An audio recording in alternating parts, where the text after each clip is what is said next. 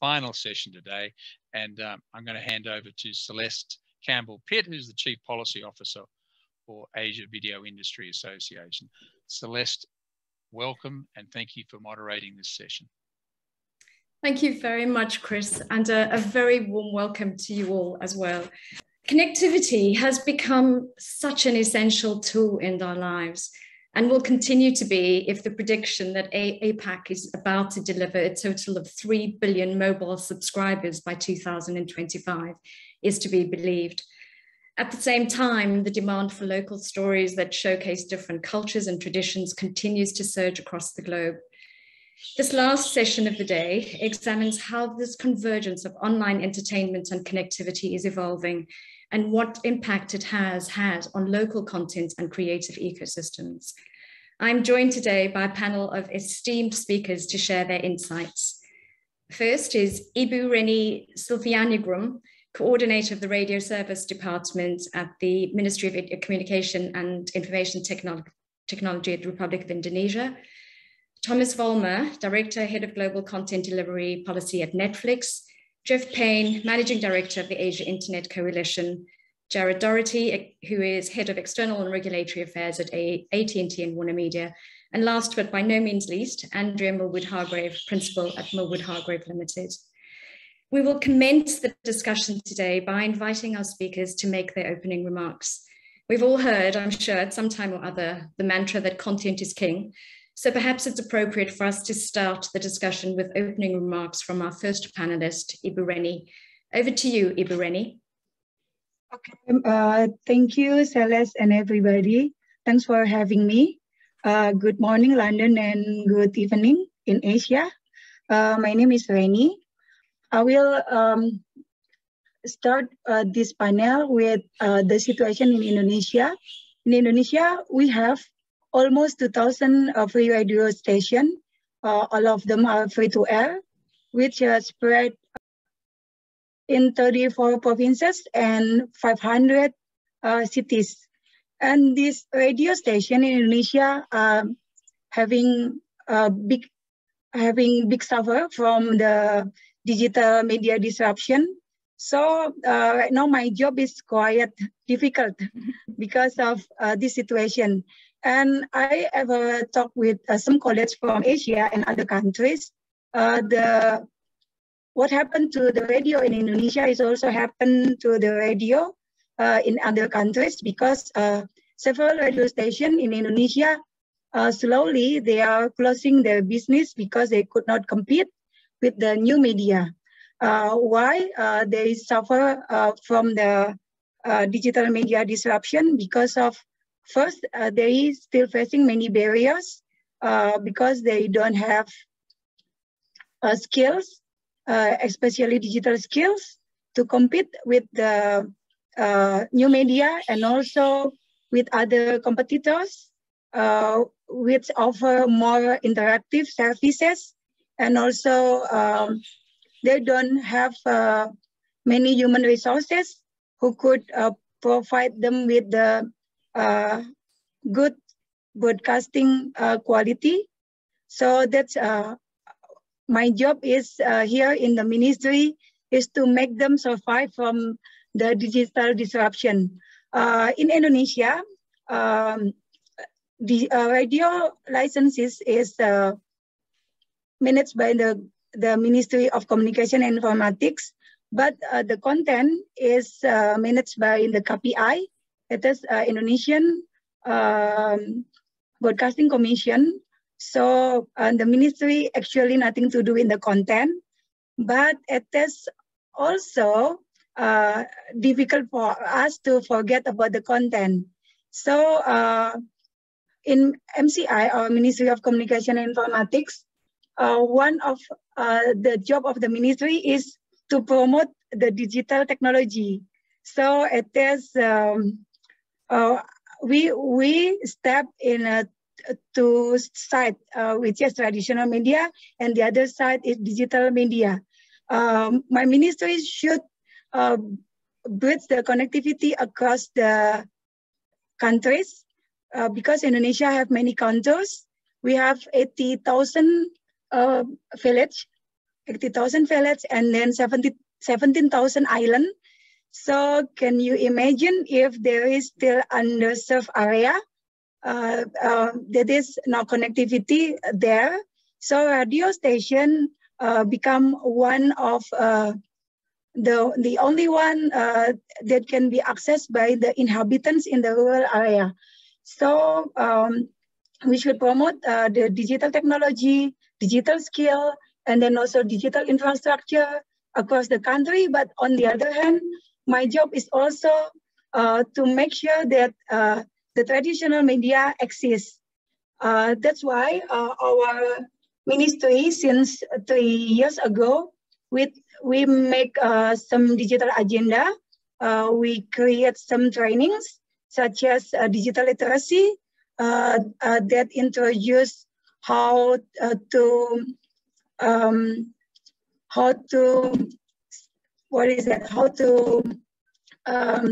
completely understand how the work of digital media.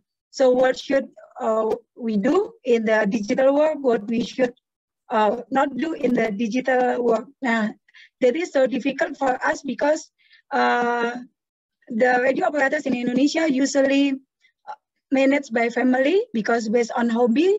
So they are not professionally managed. They just managed by someone who has hobbies on the broadcasting, but not be equipped by broadcasting skill. So everything managed by relative and family. That's why it is difficult because usually they are elderly. So how to teach them to connect to the internet and to access to trainings, it is very difficult because usually in the ministry training is through online media. So we should teach them how to use internet at first. And then after that, we teach them to use the education application and then how to speak to microphone, to computer or to mobile phone. And then we, after that, we deliver the material. And for example, to teach someone to connect to Zoom meeting, it takes me 1 hour until 2 hours because yeah, it is, they have difficulties in downloading the application. And then after download, we should teach them how to install the application. After installing the application, even to open the microphone, it takes me like, yeah, from my experience, it takes me more than 30 minutes because we should draw the microphone and then guide them to telephone and then ask them to open the microphone. And after that, we have the other problems. They don't know how to close the microphone. So, so whenever we have trainings, usually trainings 200 until 300% join the trainings, we have difficulties to close the microphone. So after that, in the first meeting, we decided that webinars is more good for us because we can control the microphone. And the other problem that faced by the radio, they have no fighting spirit because when they know that they could not get advertisement because the advertisement going to the new media, they just close or sell the radio and the equipment. That's why me and my team, we just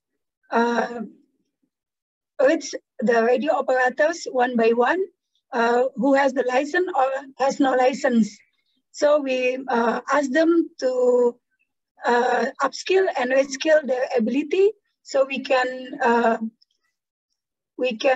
get the radio to serve the Indonesia, the person in Indonesia, because we still have many blank spots. We have the coverage area, but we don't have the equipment, or we have the equipment, but there is no radio receiver there. So it is difficult for us.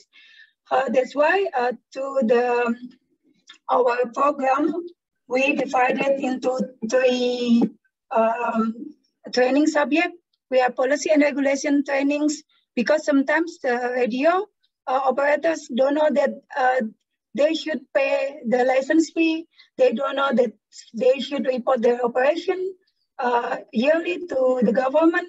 And also they don't know that they should obey the regulation about frequencies. So sometimes they change their frequency without telling us, and then it is affected to the flight or to other radios. And then we have training also, or the technical training such as audio production, and then content writing, mobile journalism, media social training, and then social media analysis. So we have from basic, very basic training to advanced training. So there are many things to do. And then we have also social entrepreneurship trainings. Why? Because some of the radio are community radio, which is non-profit. So the non-profit radio, they prohibit to have advertisement. So we encourage them to use the radio as the tools to get more benefit for their community. If their community is about farming, they can use radio to share knowledge within them, not only broadcasting out music or other information, but also sharing knowledge about farming. And then we also encourage them to use social media to promote their radio, to get more audience, and also use social media to get the source for content of broadcasting. But it is difficult because once we make trainings until they get certificate and they finally can use the application. After they finish the trainings, they jump to other bigger company.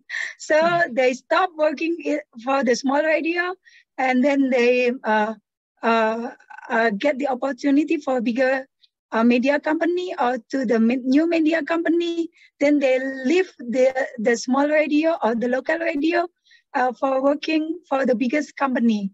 That's why we should make new trainings because because there is a new technician or new staff in the radio that know nothing. We start from zero. That's why we also want to promote awareness within the radio broadcasters that they should give the salary above standard, because right now the salary in the radio broadcasting is still below standard, because low cost is the key for the radio broadcaster to survive, especially when we face pandemic right now. All the radio broadcasters complain about they get no enough funding for operate 24 hours. So sometimes they just cut the operational until half of they usually operate. Sometimes they just operate 5 hours per day or 3 hours per day. That's why we try to give them what is that spirit to keep working on the radio to build their community. But some of the radio that we visit, they already collaborate with other content creators. So the content creators, they share benefit. So they allow some content creators in digital media to use their content, and they get share benefit from them. And also we try to make them realize that they could not stay in their own platform.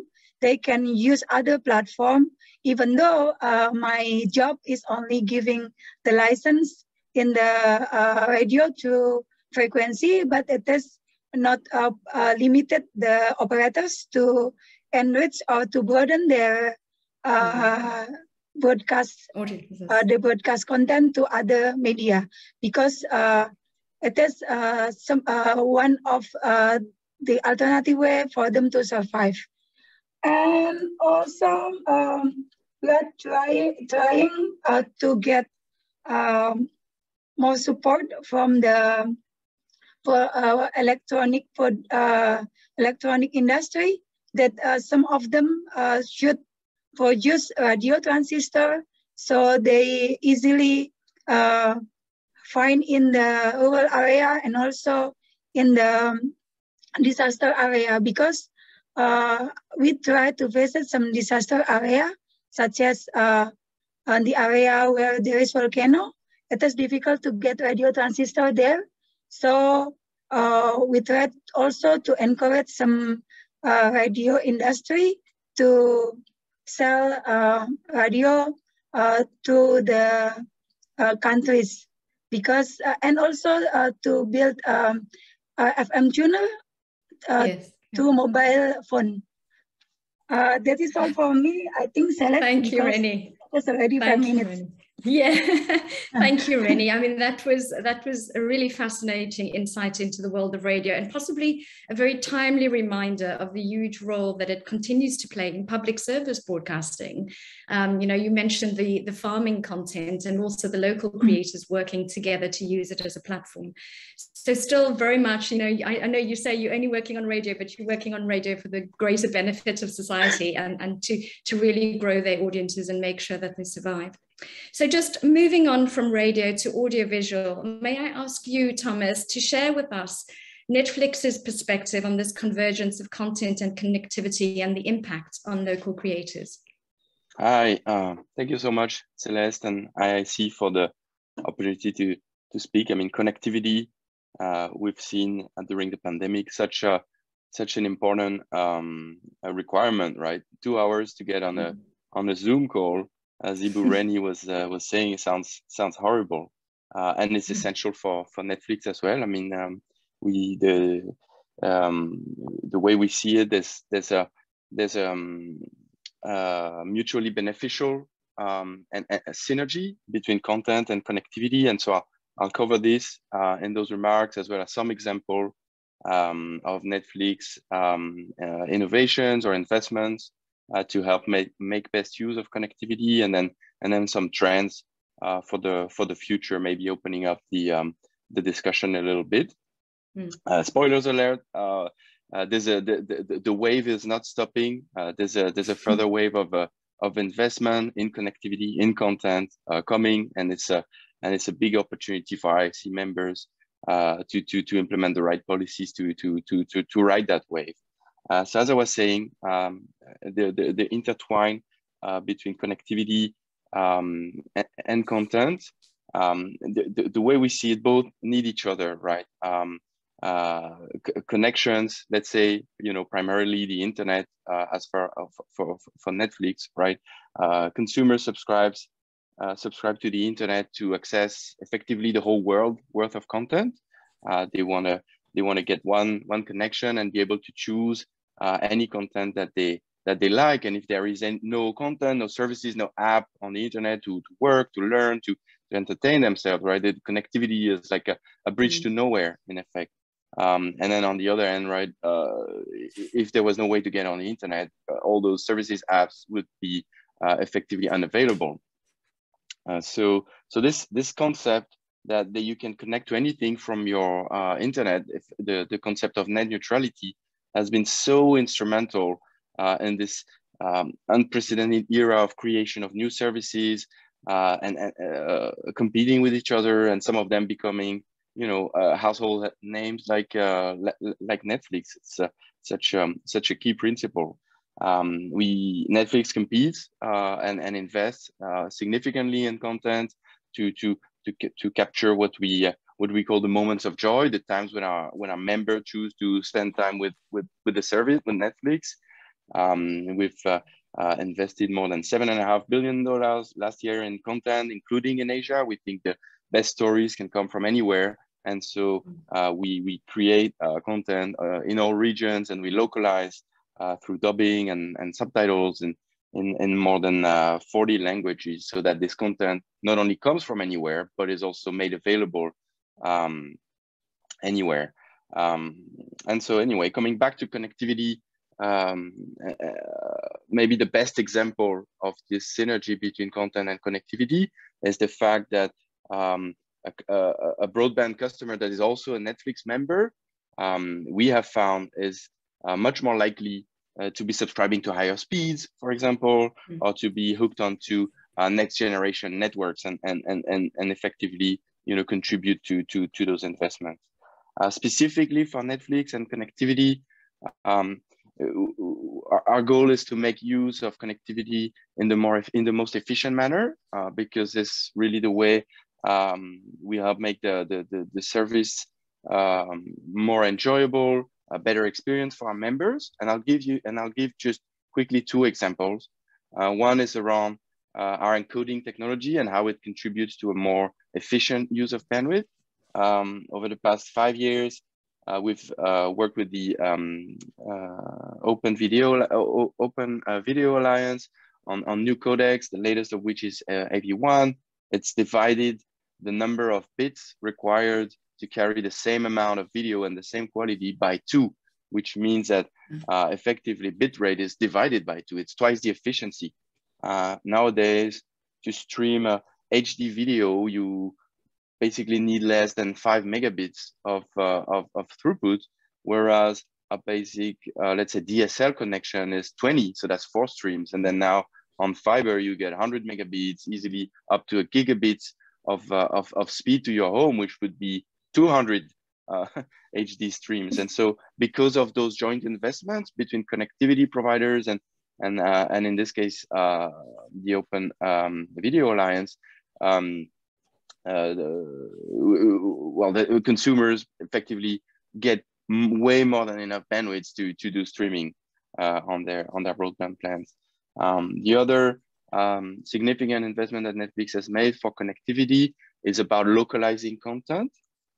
We have this global network of caches called Open Connect that effectively stores and stream content locally. We have more than 500 serving locations in Asia, which means that if you're sitting in Jakarta, Tokyo, or Sydney, your streams, your Netflix content is actually coming from Jakarta, from Sydney, or from Tokyo.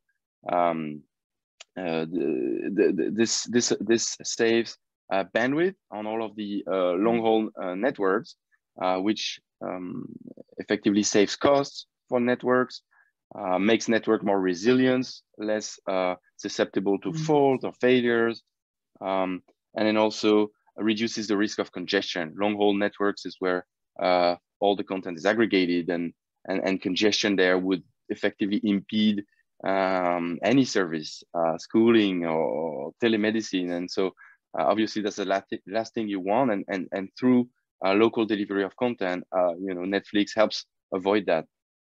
So where does that lead us in the future? As I was saying, there's a wave coming. The wave has been there and is continuing. There will continue to be billions and billions of investment, poured into this the digitization. The pandemic was a stress test for digitization. It was an unprecedented circumstance, of course, to do so much more online, and it was a great success, right? We didn't know whether the internet would hold, and it has held remarkably well. There's more than 50,000 networks on the internet. It's this very meshed web of networks interconnecting with each other, more often than not on a simple handshake basis. Engineers meeting up, interconnecting, and making the internet work. That has held very well. There will continue to be investments in access networks, fiber, 5G, in long-haul networks, submarine cables, in data processing and storage, data centers, and in content, obviously, as I was saying. We think it's an opportunity for economies to ride that wave and capture some of this growth and investment, if the right framework is in place, if the regulations do not unnecessarily impede on the growth, if the rules that are adopted are consistent with global standard, then there's opportunity to capture this growth. There's a risk, of course, that being too heavy-handed on regulation impedes on that growth. There are worrisome development happening in some parts of Asia, in Korea, for instance, and so it's really crucial for policymakers to support this wave of growth in the future. Thank you. Thank you, Thomas. That's really interesting. I loved the Netflix moment of joy. And also, I think, at the end of the day, as you mentioned, the experience is really key. You can have brilliant content, but you have to be able to access it. And the experience while you're watching it needs to be good. It also goes to show that the connectivity itself is not sufficient. It has to be, good quality connectivity. So perfect segue then for us to move to Jeff and the Asia Internet Coalition's efforts to promote best practices in internet technology in the digital economy. Jeff, would you like to make your opening remarks? Thank you, Celeste, and thank you, Ibu Reni and Thomas, for sharing your remarks. I'd also like to, on behalf of the IIC, thank the IIC for allowing us to speak at the Asia Telecom and Media Forum here today. So again, my name is Jeff Payne. I'm the Managing Director of the Asia Internet Coalition. If you're not familiar with us, we represent industry. And we talk a lot about, I heard in the last session prior to this one, smart regulation. And that's something that we promote regularly as we work with governments to try and get them to get a policy framework that will allow them to get the best out of technology without doing anything that may damage or hinder the innovative or potential that technology may have on their local economies. So great topics and great intro from Ibu Reni. Our members are very big technology companies, some from Asia, some from the United States, and some from Europe. So we do represent a wide variety of types of technology companies. But I think for today, on the topic area, I'm going to speak, my session will be divided into 4 sections, namely 1, the importance of connectivity in the online entertainment space. 2, regulatory developments. I heard a number of people speak to that in the prior session and in Thomas's session. Some of the challenges, and this could be at the market level or the policy level. And finally, I'll make some policy recommendations to round out things. So first, let's start with the importance of connectivity in online entertainment. There's a Fortune Business article really calls out the potential of this region and this market. So in both business and economic terms, the content and media industry is well poised to contribute to a nation's overall economic growth and prosperity in both the near and the long term. To put it in context, global video on demand market size was $54 billion in 2019, and it's projected to reach almost $160 billion by 2027. And that's an annual growth rate of around 15%. Now, the key thing for us is that the Asia Pacific has been highlighted as the fastest growing market in that article. So online video content services provide enormous consumer value by enabling users to access a world of content and to consume what they want anytime, anywhere. However, we firmly believe that its success is critical stage and it will depend on the connectivity and extent to which regulation does not impede on those goals. Online entertainment has been found to have diverse benefits to businesses, consumers, and the economy and society. For businesses, it's allowed them to operate in the face of changing consumer behavior by generating revenue from online entertainment platforms. Content creators are also given more opportunities to grow based on larger demand being able to connect to the global market. For consumers, they're able to use their time more efficiently instead of waiting for specific programs to air. Lastly, for the economy and society, online entertainment has helped stimulate connectivity, create more employment, providing better opportunities for small producers and students to access a larger pool of studios. It's also important to note that online video content services are an essential element of the broadband value chain. Innovation in this field has led to a rich and diverse internet, has stimulated consumer demand for broadband internet access, which in turn is a key driver for network operators' revenues, for incentivizing them to upgrade and expand their networks, which can play a crucial role in bridging the digital divide. Now, this was very important, especially during the COVID-19 pandemic. In Asia, people were learning online, working online, and enjoying content online. And this has been a big shift for us in Asia, so very important. The second part, and this is where we focus a lot of our energy at the AIC, to give an idea, in 2018, we did 18 formal policy consultations with government. In 2019, we did 29. Then the pandemic struck. In 2020, we did 70 plus. And in 2021, we did 80 plus. So these uncertain times have caused a lot of new regulatory motions by governments in the Asia Pacific region. And that's one of the things that we do is we engage with government, try and share what we call smart advice on how to enjoy the best from technology without having policies that may have a negative impact. So there's sometimes been a call for extending traditional broadcast regulation to online video services, which are also referred to as over-the-top or OTT video. This would unnecessarily deny citizens access to new and innovative content, information, and services, and would harm a country's creative industry as well as the economy as a whole. Best practice regimes for online video services recognize that they're fundamentally different from traditional licensed services, and therefore they should tailor their regulatory approach accordingly. Regulators around the world have crafted regulations for online video, and many have rejected calls from traditional broadcasters to apply rules that were designed for businesses with substantial barriers to entry and that use scarce public spectrum or rights of way. And I want to share a few examples from the region. In Singapore, the Infocom Media Development Authority, or IMDA, they use a class license scheme. Under the scheme, video on demand services automatically receive permission to provide their services contingent upon their continued compliance with the Code of Conduct for over-the-top OTT, video on demand, and niche services. In Malaysia, the MCMC, or Malaysian Communications and Multimedia Commission, they regulate online video services.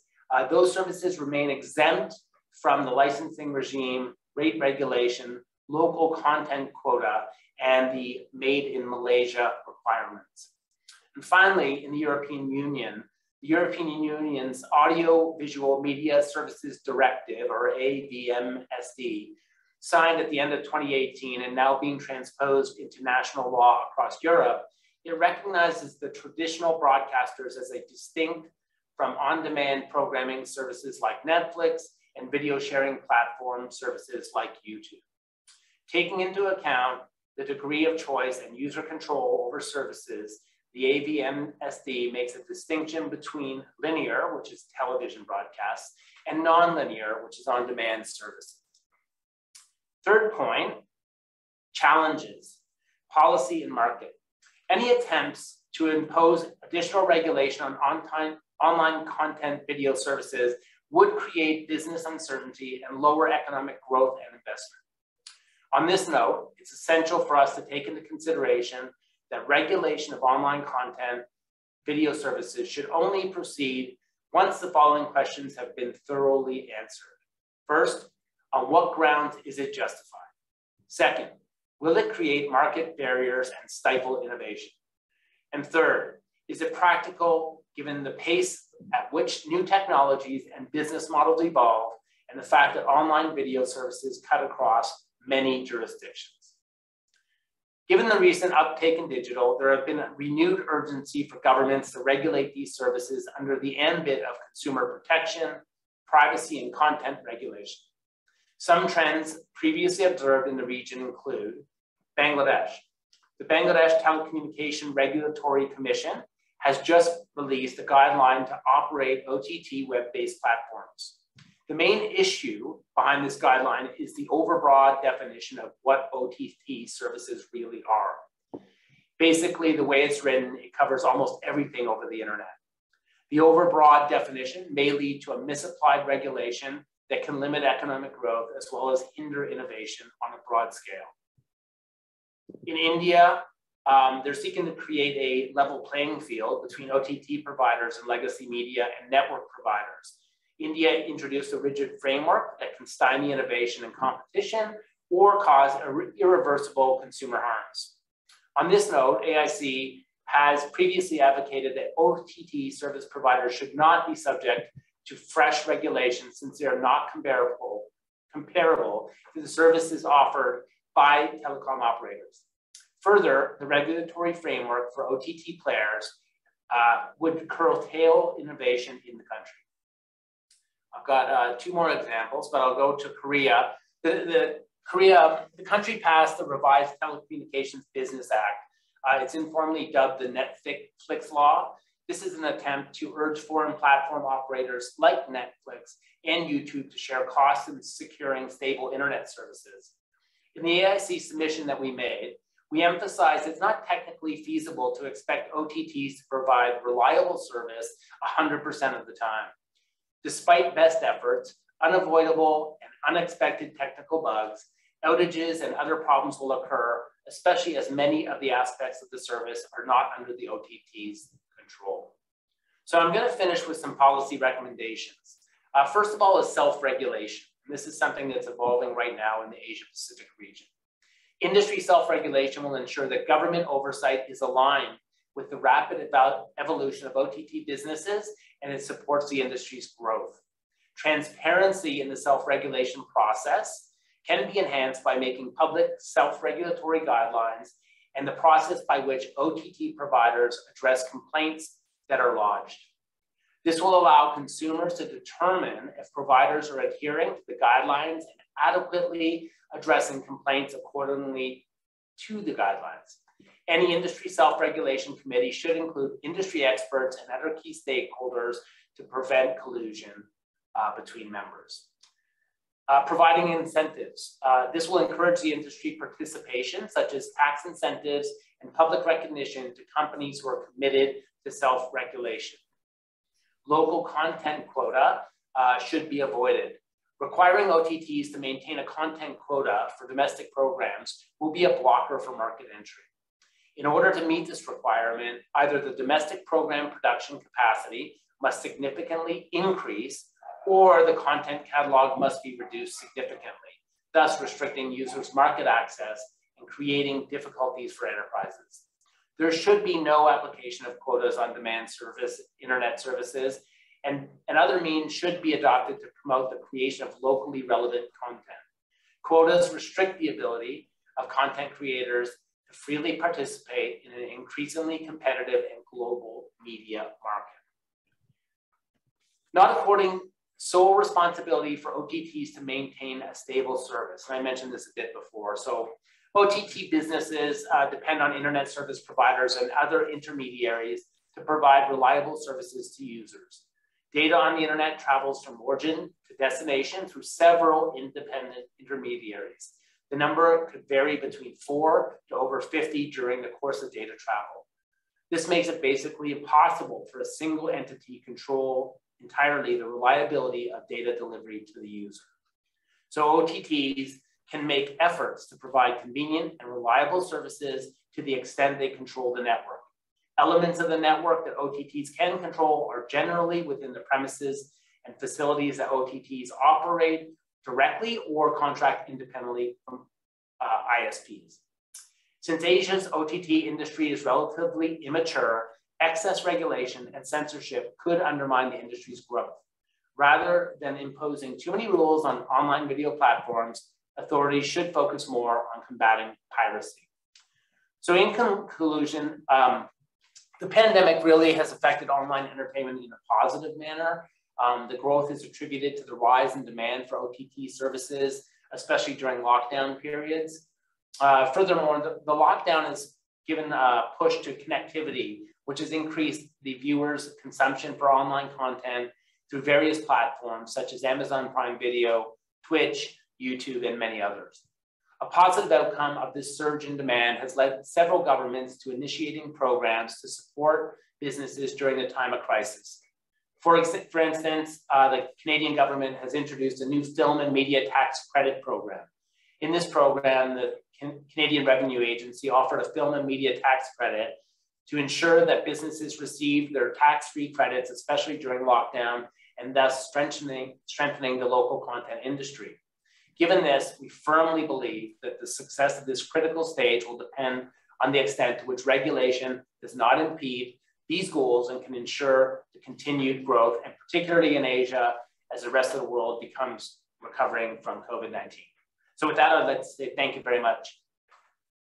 Thank you very much, Jeff. That was really interesting and a very comprehensive overview of the landscape at the moment.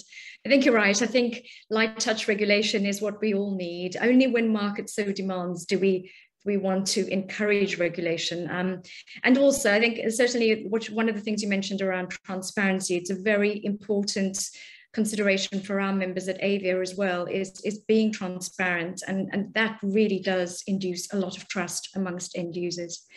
So thank you for that. I think now moving on, Jared, AT&T Warner Media sits at the intersection of content and connectivity.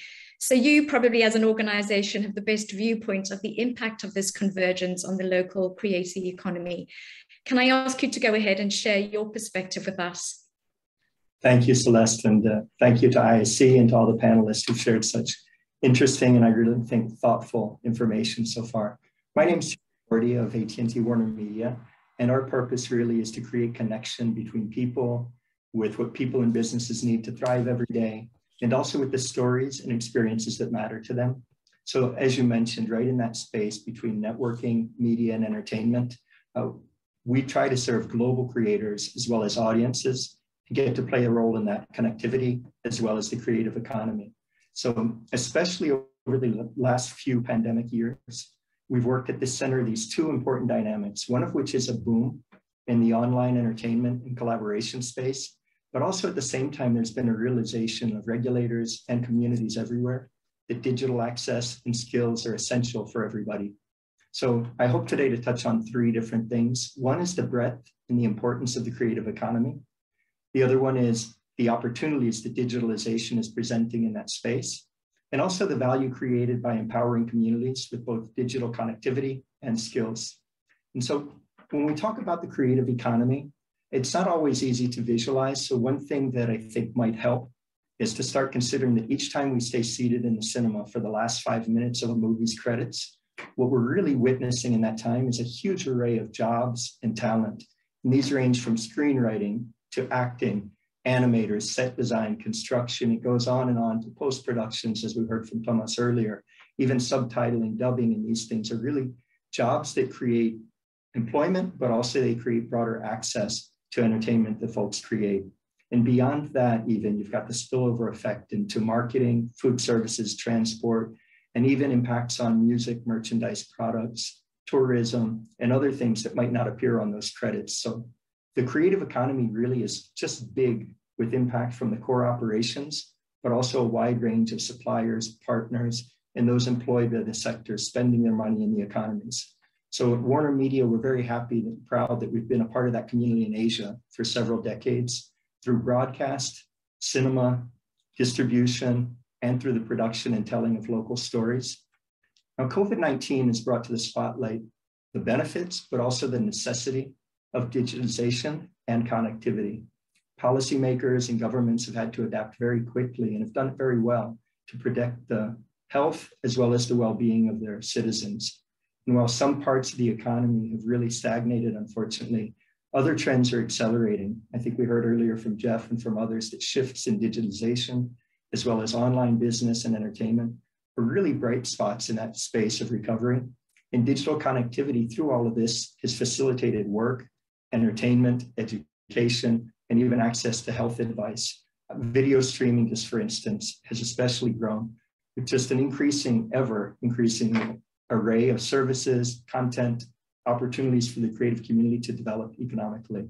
And because of that, countries are increasingly realizing that the distribution channels provide access to broader audiences for their local content creators and virtual workers on global teams. So as an international media company, we really see ourselves as stewards of this huge potential that digital economy can bring to the creative economy. And local content is one thing that's very important. I think we've heard about the increase in local production, the increase in investment. It's really happening naturally in the industry. And that's because it's an emotionally connecting thing for audiences. It's realistic and it's relatable. And so we have been producing local originals around the world for over a decade now. And we're just seeing that pick up in terms of volume, quality, and audience size.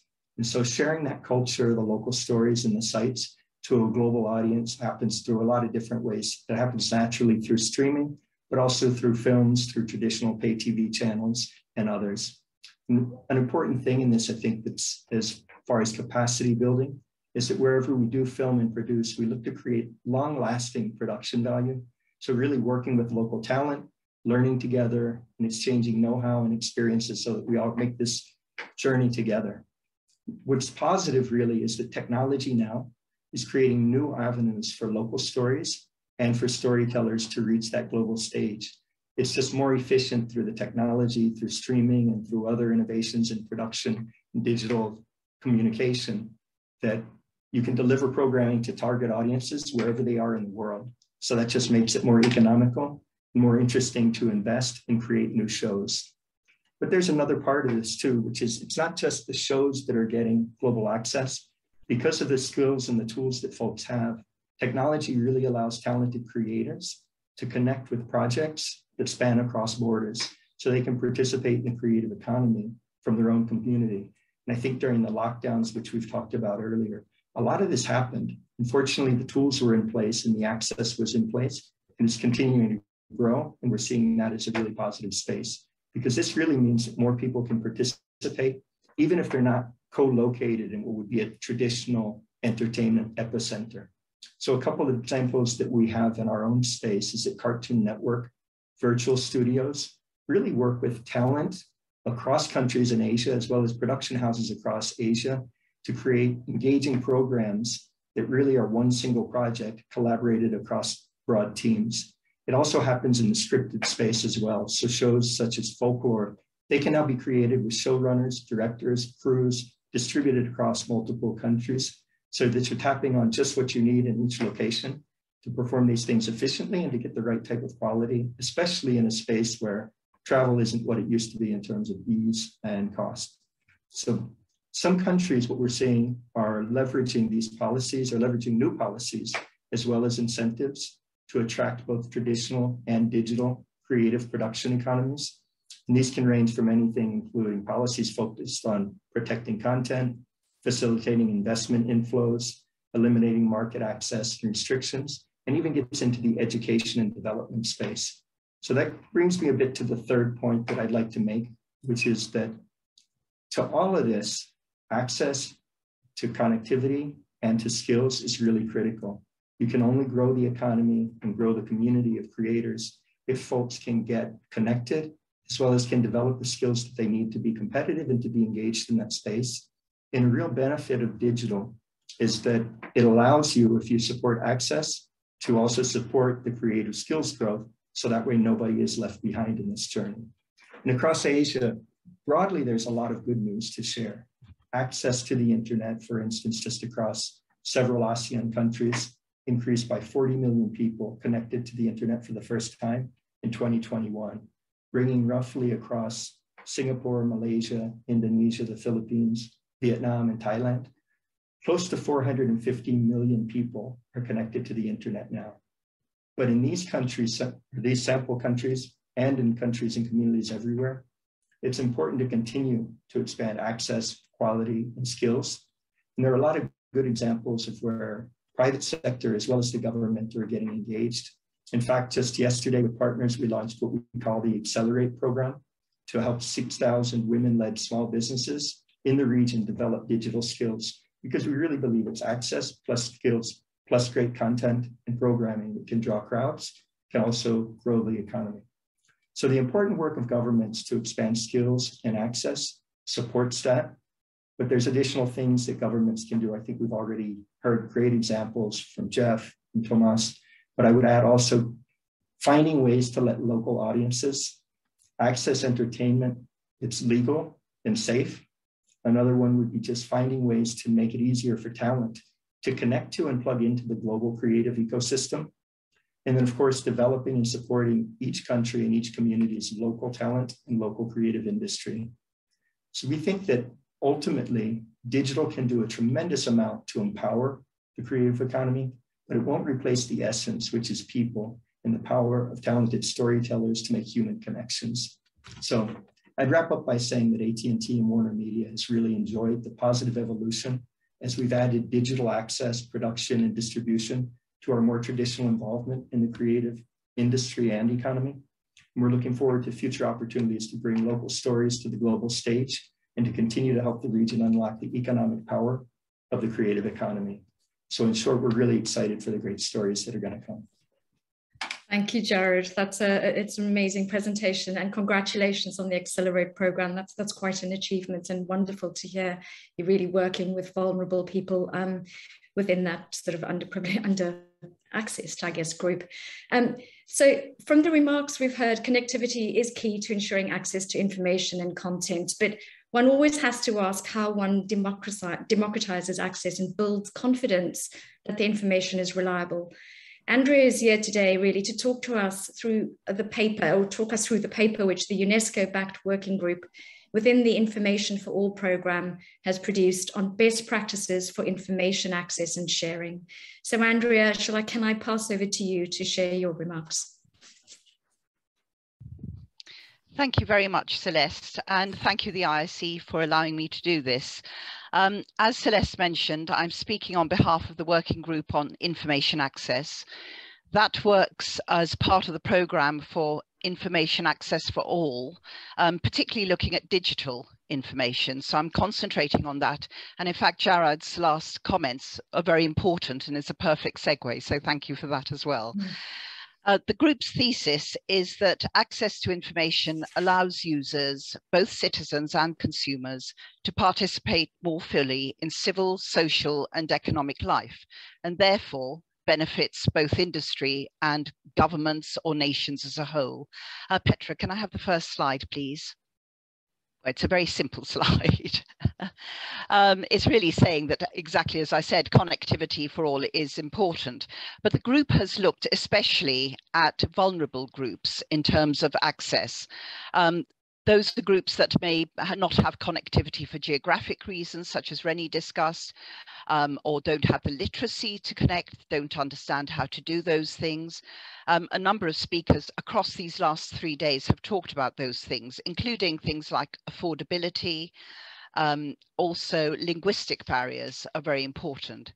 So allowing access and gaining trust in the use and ability to use information systems works to the benefit of all. The group has developed a series of principles, and in the interest of time, and so that we can have questions if people want to ask any, I'll discuss each principle briefly and concentrate on 3 key benefits. Importantly, please, the group would like your reactions to the principles as industry, as policymakers, and also as users. I just want to talk about 3 reasons, 3 benefits of information sharing that you've got 6 there. One is greater trust and confidence. Almost every speaker I hear talks about the need for greater trust. Regulators talk about it as well, greater trust in their work, not only in industry's work. Streamlining process, which moves me to the economically advantageous. So there are key benefits in actually doing these things that benefit all. And you have been sent a very brief paper which outlines all these things more specifically. The principles are accessibility, obviously the use of language and other forms of access to information such as paywalls and things like that should not be barriers to being able to access information, particularly at times like the pandemic when we want people to know what to do, how to behave, or indeed when the Regulators Forum, people were talking about emergency systems and disasters. Openness, that's access on equal terms. You shouldn't be cut off because you cannot afford to have access to some of these key pieces of information. Flexibility, whatever systems you create, obviously have to take into account the changing technologies. And again, Rennie talked about having to take 2 hours first to connect and then a number of hours to teach people how to do something.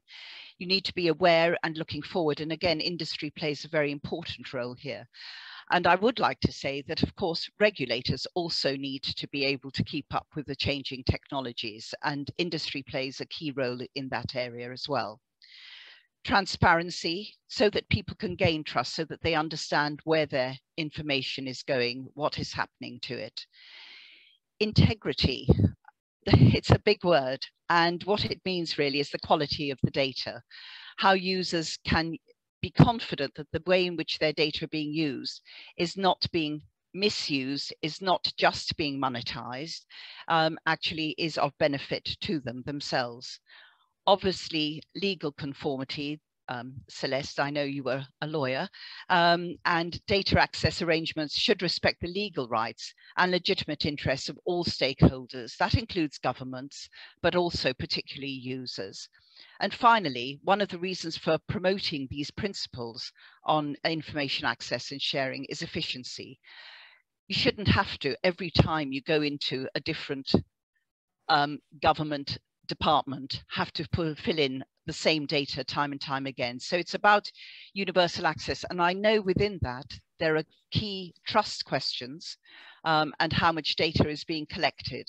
And that goes back to all the principles that we're talking about. It's about trust, it's about confidence and building these sorts of areas for people. Thank you very much, Petra. In addition to your views on these principles that we'd like to talk about, and maybe, I hope, Celeste, we have a few minutes to talk about how they might actually be enacted, what is missing. We'd like to continue the discussion on, as the working group, understand what industries are doing within their organizations, understand what regulators will say, and what does Rennie, for example, Rennie, you're there, what do you think? Are these principles doable, bearing in mind the economic status, the rural status, the different geographies of the areas in which you're working? So I'm going to pause there. I know we have a few minutes then, hopefully, to have some discussion. Thank you, Celeste. Thank you, Andrea. That was wonderful. And congratulations on a very brilliant document that you've all put together. It certainly gives us all food for thought in terms of what the key issues are and how we prioritize them, I guess, as well, as we try and build more trust in the internet, and particularly in emerging economies, and for organizations like radio that are trying to get into the internet but a little concerned about what that may be. So just turning to that particular point, Rennie had mentioned to me when we first spoke that there was in Indonesia, she'd found a bit of a residual reluctance on the part of some businesses and individuals to use the internet. Jeff, maybe this is a good question for you. What do you think needs to be done to really incentivize that use? And what are you seeing in Asia in terms of efforts to bridge that digital divide? I know we've got limited time, so I'll ask you all to just answer as briefly as you possibly can. Sure, thanks, Celeste. So I've been in this region for 25 years, and I have to say that the one positive of COVID-19 is more policymakers with power are actually looking at bridging the digital divide. As I mentioned in my overview, we went from 18 formal government consultations on technology to over 80 last year. So people are definitely looking at technology with a much more serious lens. I'm sure anyone in the region here has heard about bridging the digital divide for over a decade, and it's just more talk, less action. So I do think that that's something that's good. I do think that having local winners, Grabs, GoTo, the super apps of the world coming from this region is really helping local policymakers focus on what's potential of the companies from here. So it's no longer an American dominated or international dominated space. Local winners are helping for sure. So I'll just say that, and hopefully that addressed your question. No, that absolutely does. Thank you. And I agree with that. And it's the same with content creators on the audiovisual side. Is local content creators, regulators are far more likely to want to help people on the ground and to try and create frameworks that help to grow that industry and that help people find jobs in that industry. So Andrea, just to go back to you, as more users start appreciating the value of access to information, you've touched upon some of the issues that vulnerable groups face. I guess my question is, how, if you're looking at those principles, do you actually have to prioritize them? Or are they different for each single market in terms of priority? And you know, will each market that you work with treat them differently? I suppose the hope is that they are universal. That is the hope of anything an organization like UNESCO does. And that's one of the questions we're asking. Having said that, I think there are obviously going to be differences in connectivity. There are obviously going to be differences in levels of literacy, for want of a better word. And you talked about the digital divide. I mean, we're still talking about the digital divide in the UK, which is where I'm speaking from. So it's not just Asia. And of course, it's also about affordability, again, in the UK as well. So there are a number of issues, I think. So there are issues that governments have to take on. There are issues that industry, I think, should help with, because certainly they benefit. And I know of old, there are lots of conversations between who takes that hit, but arguably those sorts of areas should be joint efforts. And that's, I suppose, what the working group is working towards, is actually saying these are joint efforts and users also have responsibility. I agree, no, absolutely. Thank you for that. Thomas, just turning back to content itself, you've spoken about the demand for content, increasing the demand for broadband access. But the content demand in this region tends to be a very local or regional one. There is still a perception amongst content creators in Asia that certain key storytelling skills are still quite rare in this market. So to ensure the sustainable growth of the local creative economy, there is a need to invest in that talent pipeline. And I'm just really curious, what is Netflix doing to tackle that issue and to ensure that sustainability? Thank you. It's a very important question. It's a mix, right? On Netflix, you can find, you know, content from all over, and some members connect to enjoy, you know, Hollywood talent and productions. But as you say, great stories can come from anywhere, and specifically from Asia. I mean, the #1 hit show on Netflix was a Korean show, Squid Game, last year, and that's our #1 ever. And then Jared rightfully called out the number of names that roll with the credits at the end of a show, right? Those are jobs, those are people that need skills to help produce this content. And so for Netflix, it's critical to have this trained workforce. We do a lot to help improve those skills and grow the pool of local talent in Asia. A couple of examples: we've launched a program in India called Take 10 to support the next generation of filmmakers and storytellers in India. We've had similar programs on post-productions in India and Indonesia. Specifically, we've trained people on dubbing in Vietnam for voice dubbing talent, and then in Australia and New Zealand, we're providing paid on-the-job training from start to completion of the projects, together with a physical production attachment program to enhance skills. And so it's really part of our production process to just train the people and the workforce that we see all those names and when the credits roll. Oh, fantastic, that's wonderful. Rennie, I'm just going to move to you very quickly. Cominfo has done a lot of hard work, and I applaud your patience in trying to teach people how to access the internet, how to use it, and how to benefit with it. But how are you working with these individuals or local businesses to sort of expose them to larger audiences, other than for them to use the new media themselves? Are there opportunities for you to facilitate partnerships with bigger media groups, international media groups? Okay, thank you, Celeste. Yes, we already have that kind of facilitation we work with the PRSSNI. It is a bigger radio association in Indonesia.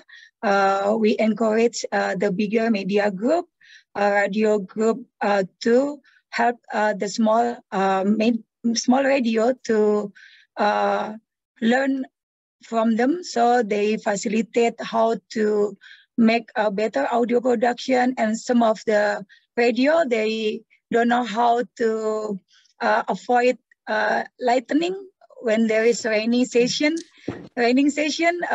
We always heard that there is a transmitter gets struck by the lightning, and they don't know how to avoid that case. So we invite RRI and also PRSSNI to teach them how to have more advanced technology, so they could also give them a technician to help to fix the problem. Because, for example, in Bali or in Nusa Tenggara, if there is one radio station, they get broken, they should wait month or over the month to get the technician come to their area, because they only have one technician in one island. So it is very pity. That's why talking about new media, if with the traditional media, they are still facing many problems. In the digital media, that problem will also occur.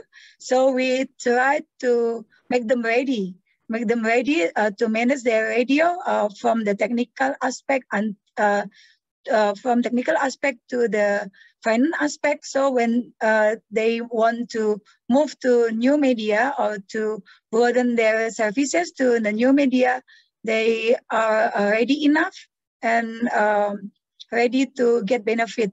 And then my ministry also ensure to develop infrastructure until to the underserved area, giving internet access for public service facilities, school, and also small and medium enterprise, because some of the community radio are built inside the school or inside the mosque or the church. So if they got free internet access, because we give free internet access in some areas, so they could have unlimited access. So it will help them to develop, to get more knowledge from the internet. And also we also have goal to transform the society from digital migrant, digital revolutionary, because usually we have majority digital revolutionary, not digital migrant, to transform them to digital society. Because the digital revolutionary, we try to introduce them to new technology, but they will just avoid meeting with us. They said that they don't need the technology. We are already happy with what they have. So they think that it is useless for them to get in touch with the digital technology. So we try to push them to move to digital society. So from the digital society, they will find the new opportunity and then create new job, create participation within their communities. So there is no digital gap within the society. The problem is if for the youngster, they already master the digital skills, but they don't care about the traditional media. They only care Netflix, Spotify. So then they don't care. I'm sorry. I'm sorry for Jared, Jeff, and other panelists, but this is the fact. The Netflix and Spotify more attract them rather than the traditional media, because the radio, they only offer local music. There is no on-demand music. They know on-demand content. So it is other problems with the family business, because the youngsters doesn't want to continue the radio business runs into the family. So they just sell the radio. And then we also. Ibarrini, I think I might have to just stop you there. Thank you very much. I think we're just going to move on to just a few other questions, but I'll come back to that. Is that okay? Okay. Okay. I just want to move on to, because I know we've got very little time. Thomas, to the user experience. You spoke a little bit about Netflix making investments in optimizing the efficiency of the streaming experience. Mobile networks tend to be the more prevalent internet platform in Asia, and especially so in developing countries. As mobile broadband usage increases, what do you think regulators can do to improve the communications capacity? And in particular, would the creation of more local internet exchanges be useful, do you think? So that's two questions. So I'll need more than two words. No, but real quick. You have 5 seconds. So for wireless, I think you're right. Since LTE and even more with 5G, wireless is really a very credible way to access internet at high speed and access the whole breadth of internet content. Obviously, wireless relies on a scarce resource that is spectrum. And so I think the number one thing that regulators can do is ensuring that the spectrum is allocated and managed in an efficient manner. So that's number one. And then I think your other questions was around local public internet exchanges. Obviously, local interconnection is a force for good, right? Local interconnection reduces cost, it improves network resilience, network efficiency. It's just a symptom of a healthy, open, competitive marketplace for internet in general. Yeah. Thank you. Jared, I've got two questions I want to ask you. You mentioned that connectivity is key to expanding the local creative economy. Would you agree that the convergence of content and connectivity can also provide soft diplomacy skills to benefit governments that seek to promote their culture and heritage? Because we often have an issue around this content doesn't work for our market, but it can actually be turned in the opposite way. Would you agree that that is an option for governments across the region?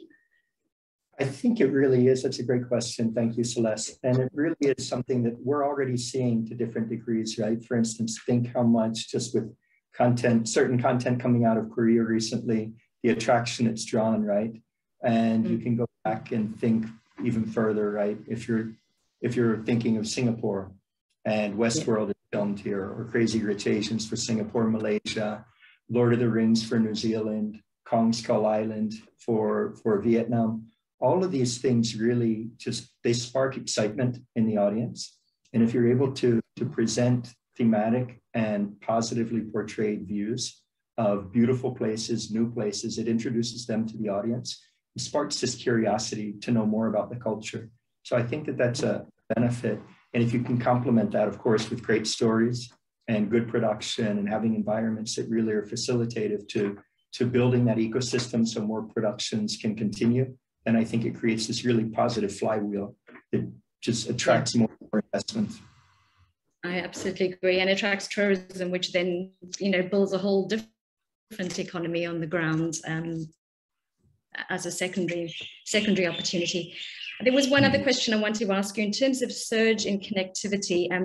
Lots of people tend to say that the surge in connectivity is purely because of video streaming content, but connected TVs, according to Nielsen, is actually one of the more popular ways of actually accessing the content, and a true manifestation of the convergence that we're talking about. So one of the things I wanted to ask you is, we've witnessed of late a potential blurring of boundaries between the parameters of regulators' responsibility brought about by convergence.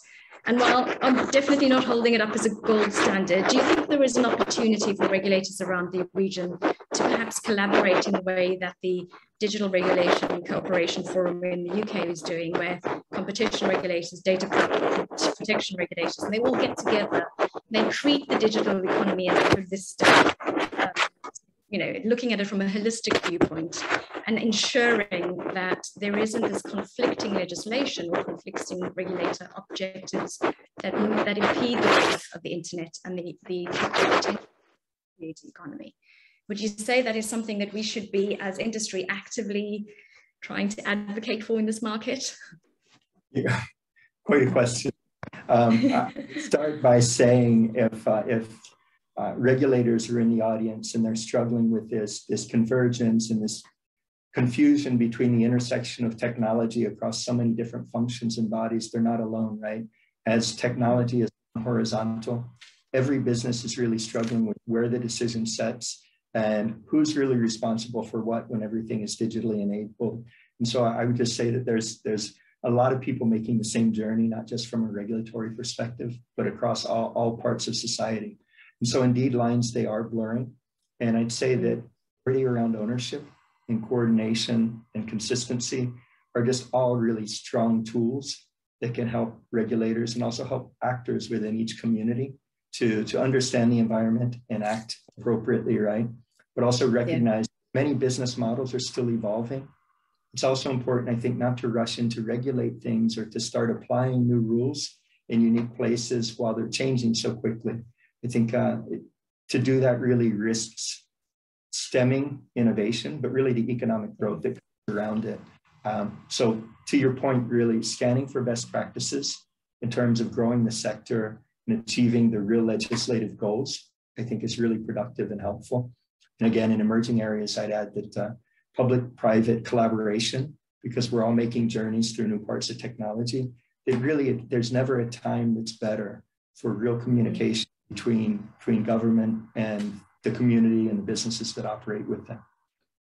I absolutely agree. And I think, Rennie, given that Indonesia, through its G20 presidency, is chairing the first digital economy working group as well, it stated that it wants to introduce more inclusive and fairer digital agendas, promote equal access, and also develop digitally skilled communities. But it might be an opportunity to go that one step further. Instead of just doing collaboration in market, is for G20 member countries to actually work together and really develop policies that transcend national boundaries. Because at the end of the day, I think, as all of you have mentioned, content now crosses borders. It's not hamstrung anymore as it used to be. I have one last question. I'm very aware that I'm going to have to either look for questions, additional questions, or wrap up. So Jeff, perhaps if I can just ask you, and I think you've already alluded to the answer, but I want to raise the question anyway. There have been several markets in APAC of late, and we've heard an announcement by the Korean regulator today as well, where content service providers like Netflix have been told that they will have to maintain stable services so that consumers don't experience any outages. How do you think this is going to affect the business of online content providers within these markets, and particularly their appetite for investment? If you can just quickly just answer that, that would be brilliant. Yeah, sure. I mean, one of the things that we try and do with AIC is showcase the value of OTT service providers like video on demand service providers. In a couple of weeks, we'll be releasing a report for Thailand. Thailand has a new set of regulators, and what we're trying to do is get them to understand the contributions that OTT service providers, with especially focused on VODs, video on demand, contribute to the local Thai economy. So I think one of the things that we try and do is get them to be convinced. A lot of times you have government ownership of the infrastructure to be able to say, okay, we want to invest in that infrastructure to open the innovative channels, to open the economic development and potential OTTs bring to certain markets. We focused a lot of energy in Vietnam, in Indonesia, and Thailand because they have big populations. They're very active users of OTT services. And I think that by showing it to them, they'll see the impact it has on the economy, make the necessary investments, which then spurs a whole series of innovation, new creators, and that's the end of my answer. That's brilliant, thank you. And I'm going to finish off with one last, Andrea, just to put you on the spot a little bit. When you've been speaking about issues around building user confidence and trust to drive internet usage, I think we all agree that is really, really key. Because there's still a little bit of distrust around the region about the internet and what it can and cannot do. Is there any danger that while you are building robust consumer protection policies, that may actually impede the innovation and then potentially also impede internet development and growth? That's what Jared actually suggested in his comment. And what I was trying to say is that you need to bring regulators along. You need to be very aware of sensibilities. And in a region such as yours, that's very, very true. But that's true in Europe as well. And I think that areas such as the forum you talked about, the digital forum, which is an amalgam of 4 regulators in the UK, we have to see how well that works. But industry should very much be represented there as well. I agree, absolutely agree. Right, I'm just checking to see if we have any questions. I don't see any questions that have come up from the audience. So unless anyone else wants to say anything else, I think I'll do a quick wrap up. It's been a brilliant and very dynamic afternoon of conversation. Thank you very much for all participating. Just in terms of my own observations, I think there's no denying that online content needs a connectivity, but the reverse is clearly also true. Local content creators and the broader creator economy have benefited hugely from the global stage access that connectivity provides. And we've seen that all too well with hits like Squid Game. But interconnectivity alone is not sufficient. That interconnectivity needs to be made available across the digital divide. It needs to be affordable, fast, and of a quality suitable for the type of content being delivered, and the available market bandwidth, which Thomas alluded to and when he was speaking about the technology that Netflix rolls out. Regulators and industry need to work alongside each other to encourage businesses to seek new audiences through new connectivity options. They need to offer digital skills, training, and digital literacy programs to users and creative industry participants. And investment needs to be made in local storytelling. User access, as Andrea has mentioned, to information and knowledge needs to be undertaken with trust. And user data needs to be shared in a way that abides by principles which underpin that trust.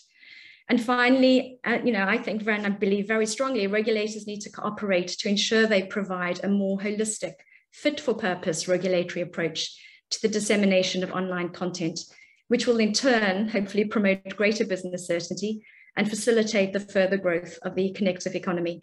And with all of that, we haven't even touched on the issue of piracy. So I think connectivity itself connects markets, but what has been really ironic to me from all these conversations is that it really is the convergence of local stories and connectivity that has given us the opportunity to truly understand and appreciate different cultures around the globe. So the more we can all work together to encourage that distribution of these stories, the better, I think, for everyone. So thank you again very much to all my panelists today. I'm very, very sorry that we've run over, but it was a really interesting conversation. Thank you for your time. And over to Lynn. Thank you ever so much, Celeste, and the panel for a terrific final session. I know there was so much to discuss in such a short space of time, so I really appreciate what you compacted all in there. So thank you.